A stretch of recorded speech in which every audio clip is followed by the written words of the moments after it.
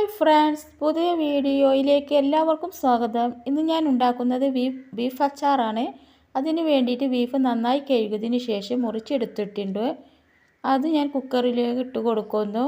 കുറച്ച് ഉപ്പ്, മുളകും പൊടി, മഞ്ഞൾപ്പൊടി, മല്ലിപ്പൊടി, കുറച്ച് വെള്ളം ഒഴിച്ച് വേവിച്ചെടുക്കണം.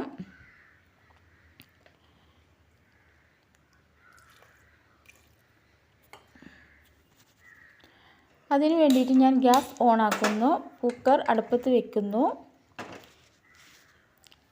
ഇനി നമ്മളുടെ ബീഫ് തയ്യാറായിട്ടുണ്ട്.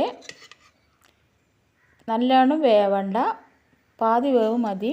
ഇനി ഈ ബീഫ് പൊരിച്ചെടുക്കണം. അതിന് വേണ്ടിയിട്ട് ഗ്യാസ് ഓണാക്കുന്നു, ഒരു പാൻ അടുപ്പത്ത് വെക്കുന്നു. ഇതിലോട്ട് നല്ലെണ്ണയാണ് ഒഴിച്ച് കൊടുക്കേണ്ടത്.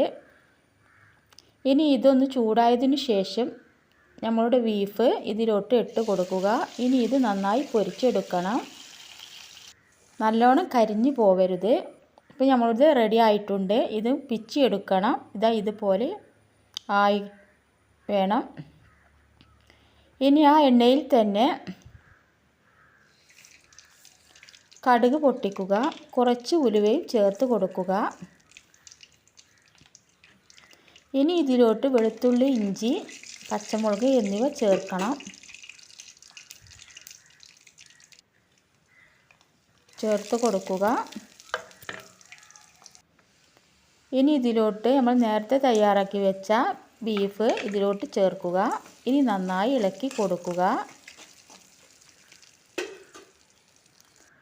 ഇനി ഇതിലോട്ട് മുളകും പൊടിയും മഞ്ഞൾപ്പൊടിയും അച്ചാർ പൊടിയും ചേർത്ത് കൊടുക്കുക.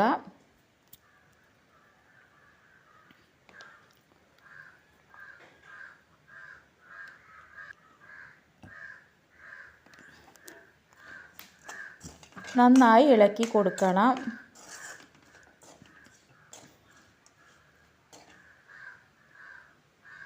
ഇനി ഇതിലോട്ട് കുറച്ച് ഉപ്പ് ചേർക്കുക.